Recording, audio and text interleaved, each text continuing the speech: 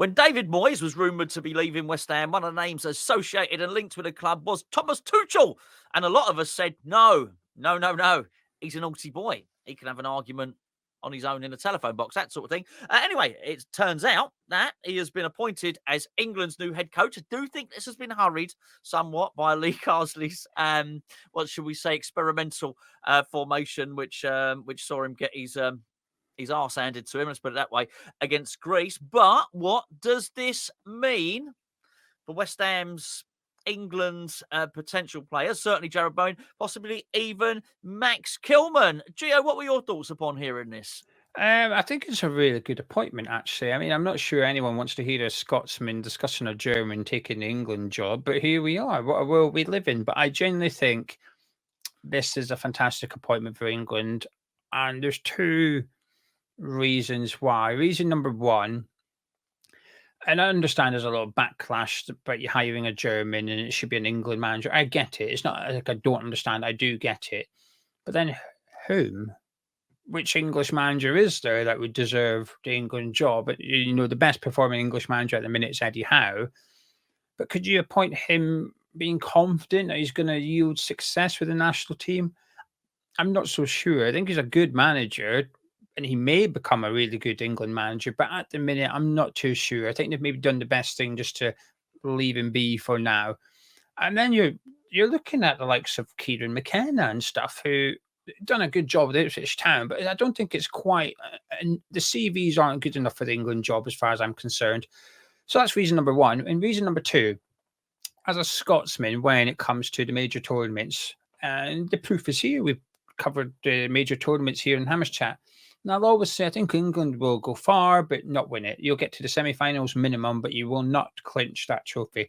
And the biggest reason was Gareth Southgate. That's the reason that I never thought you'd win anything. It's not your players. You've got world-class players. Not every country can say that, but you've got plenty world-class players. You've got some really good, and even the ones that aren't world-class, they are elite level. You've got quality at every single position and an abundance of talent to choose from. But I did think the one thing preventing England going on and winning anything was Gareth Southgate. And when the tournament's played out, I think that proved to be the point usually as well. I don't feel like that with Thomas Tuchel. I don't look at England and go, the reason you don't win anything now is because of your manager. That's been removed. And I'm actually quite scared, to be honest with you, as a Scotsman. I'm thinking, remember, you maybe got everything now. You've got the ingredients, the recipe, and I think you might now just have the chef, actually. I think you've become I think literally overnight you've become, you were always a contender for the World Cup and the Euros and stuff, but actually, yeah, I'm not dismissing England to win anything now, which scares me and I don't like it. Well, I just think going back to maybe we did videos about Tuchel on this very channel with regard to him succeeding David Moyes. And I think one of the reasons that made people a lot of reticent about his appointment was the fact that he does tend to have a falling out with ownerships, and that has been borne out, I think, certainly throughout his career. However, I do think the dynamics at international football are very different. You're not going to have fallings out with your club chairman because you can't sign a player. The players that you are able to select, it's not determined by a club's transfer budget. So there's one big area of conflict that he's traditionally had, which is not going to be the case anymore. So I think that's a really good thing. I think, you suggested about the world-class players and elite players. England have got an embarrassment of riches. They really have. And I think with that in mind, you're probably, maybe at left back, you're not going to find yourself necessarily scratching around and just with that frustration about can you bring another transfer? And you've got what you've got.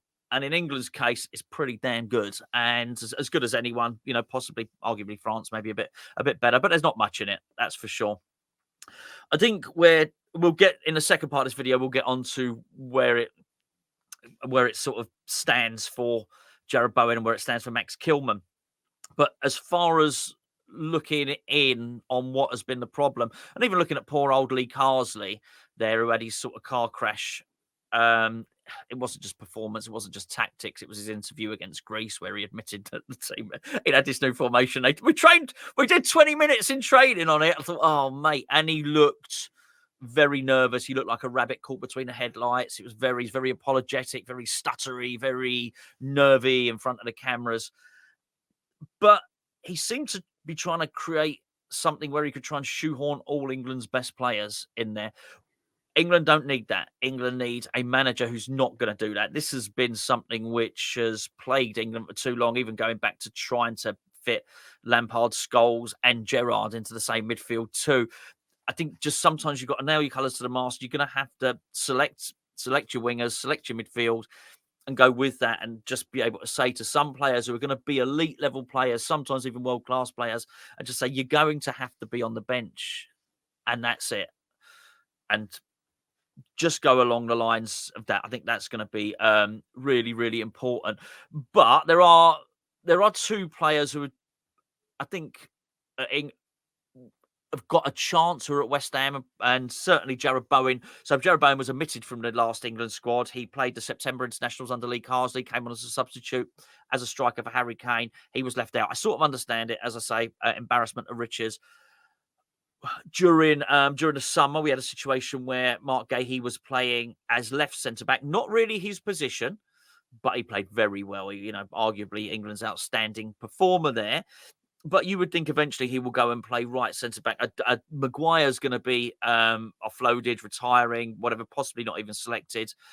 He's not going to be a favourite of Tuchel, so Maguire's not going to be there. So I think there is an opportunity for Kilman to get into the squad. I'm not saying necessarily start games, but get into the squads. That's going to be very interesting. We want to get Gio's opinion on that. Before I do, can I please point in the direction of today's match sponsor, which is up there? Yes, I got it right. This camera's in reverse. It's Match Bingo. Got a really great offer for you with Match Bingo at the moment. Basically, deposit £10, you're going to get another tenner for free. Basically, deposit 10, you get £20 worth of credit. It's not only that, the deals get better and better and better, because if you buy 3 cards, you get 5 for the price of 3. What's Match Bingo? It's a combination of bingo and football. Rather than having numbers on your cards, you got match events. It's simple stuff. It's a kickoff. It's going to happen, right? It's a goal kick. It's a throw-in. It's that type of stuff. You fill up your cards. There are 15 things on your card. 3 rows of 5, which you need to happen. Once one row gets filled up, you get paid out. First winner gets paid out for row 1. You get a second row, you get a full house, and you get a bonus pot as well. We've had nearly 100 winners on Hammers Chat. It makes a real interesting sideshow to the game. If you go onto the West Ham game, which obviously the next West Ham game is Tottenham versus West Ham, 5 cards for the price of 3, should I say. Link is in the description below. Go and check it out. Loads and loads of people have won on this. Gio, two slightly different topics, aren't they, really? Jarrod Bowen and Max Kilman. Yeah, I think Bowen's obviously the one that you would expect to get back into the England squad, but he's got a lot of competition in that position. Saka, Cole Palmer to some extent. I know he's been used as a number 10 at Chelsea, but it doesn't mean that England will use him as number 10. Because if England do use him as number 10, then it means that Jude Bellingham, Phil Foden ain't playing there. So I think you're more going to see Palmer out on the right. Now, this is obviously assuming that Tuchel continues with like a 4-2-3-1. There's every chance he'll switch to back 3 with England, and then that will decrease the opportunities for Jarrod Bowen. But what it does do is increase the opportunity for Max Kilman at the same time, and he's got lesser competition. I think the Gay and Stones are the 2 nailed-on centre-backs to be in every England squad, as long as they fit, they're in. I think Levi Colwill will be in the England squad as well, and that's his main sort of competition in regards to that left-sided centre-back. I think there's an outside chance for Kilman. I think the difference is, I think Colwill can be average for a couple of months and get into the England team. I think Kilman's got to be faultless for a couple of months and he might get into the England team. So I think the bar is higher for him just because of his footballing CV, I guess. Wolves, West Ham, and he's not played for England yet. So I think, futsal aside, so I think he's got a lot more to do in terms of impressing and improving as well. Whereas Jarrod Bowen should already be on the radar and will be on the radar. Tuchel will look at the previous England squads, and there's Jarrod Bowen's name. He'll look at all you have to do is look at the goals and assists of the Premier League, and Jarrod Bowen's there, who's outperforming his XG. And I know people might not like that, but I'm pretty sure Tuchel will have some data guy within his team. Oh, there's Jarrod Bowen. Watch his match of the day. There's Jarrod Bowen. Harder maybe for a centre back to grab attention and grab headlines and that. But this is Tuchel's job now, to get around the Premier League and start looking at players in a little bit more detail. But this is another advantage of hiring a guy that was in the Premier League not too long ago. He will know the English players already. He knows the league well.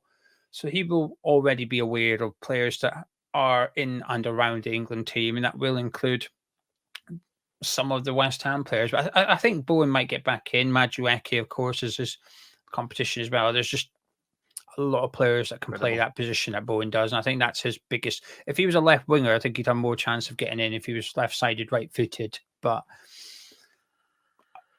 Bowen can get into him. All he has to do is keep doing what he's been doing for the last 3-4 years at West Ham, and I think he'll be okay. Tuchel likes his hard-working players, because we've got to remember, he's a pragmatic manager, Thomas Tuchel. He's not. You're not going to see chaos ball or heavy metal football, or whatever you want to call it. You're not going to get that. Tuchel's very organised, a very clever tactician, and that balance, I think, and this is why I think he's a good appointment for England. But there will be times where you've just got to grind out games and keep clean sheets and stuff. And I would not maybe underestimate how attractive a hard-working defensive right winger that can score goals and get assists will be to somebody like Tuchel. I don't know, but like I said, his biggest problem isn't Jarrod Bowen. Jarrod Bowen's biggest problem is Cole Palmer and Saka. Yeah, absolutely. But let's be fair here. Tuchel would have seen Bowen up at close quarters. He'd have played against him. So he seems to have played against him. That's certainly the case. And before we go, we've got a bit of a Brucey bonus for you here. We have got bargains and bargains galore over on our Hammers Chat store, Gio. Yeah, we've been looking through. We're trying to clear out the decks a little bit. Honestly, we're trying to raise a little bit of money so we can buy in more stock ahead of Christmas. We've got a couple of new items and lines and like that just in the pipeline, and we're trying to raise a bit of money so we can, because we buy all our stock, we don't get credit, we pay cash for it and then sell it. So we put some things on discount, a couple of items on there are quite nice. I think signed Julian Dick's prints have got 10% off. There's some more signed memorabilia being added to the online store as well, but there's a sale on until 5 p.m. on Friday. Beer match, t-shirts, mugs, books, there's quite a lot of stuff. So go have a look. There might be something for you, there might not be something for you. And just a quick warning, we're not replenishing the Christmas jumper stock, and there's no new Christmas jumper design this year. So what we've got is what we've got. I've got a box of it in the office right now. Once that's gone, it's gone. You might think, bloody hell, Christmas, it's only 2 months and 2 weeks away. It's not that long until Christmas Day. I was somewhere at the weekend as a countdown. It said 72 days. This was on Sunday. 72 days. That does not feel long away. So there you go. hammerchatstore.com. Yeah, absolutely. Links in the description below. You could just search up Hammers Chat Store on Google. Yeah, you're absolutely right. I was in Sainsbury's the other day, and the Christmas shelf, had the Christmas shelving, and it was more Christmas stuff out than Halloween stuff out. I thought there's something very, very amiss here. One quick thing. Something's really hacked me off. The thing I used to look forward to a lot at Christmas was festive friends. Not being able to find them. What? Discontinued. What? It's a Cadbury's biscuit with chocolate on it. Festive Friends. They were 10 out of 10. They're discontinued. I am not happy. These companies, they do that stuff. The PG Tips used to have this tea, special blend. I was going to say special brew. That's something different. It was gorgeous. The best tea. It was better than Yorkshire Tea Gold. It was gorgeous, this stuff. Discontinued it. I'll tell you something else as well, by the way. Tortilla chips. They used to do a jalapeno tortilla chip, right? And I used to go to this. I'm quite happy to do my shopping in Aldi, but I used to go to Marks and Spencer's for their tortilla chips. Discontinued them. I don't know what's wrong with them. Anyway, if you bought any of that was remotely interested, by the way, that's the type of crap we talk on about on our Naked podcast, as well as we basically don't like cashierless checkouts. Boop.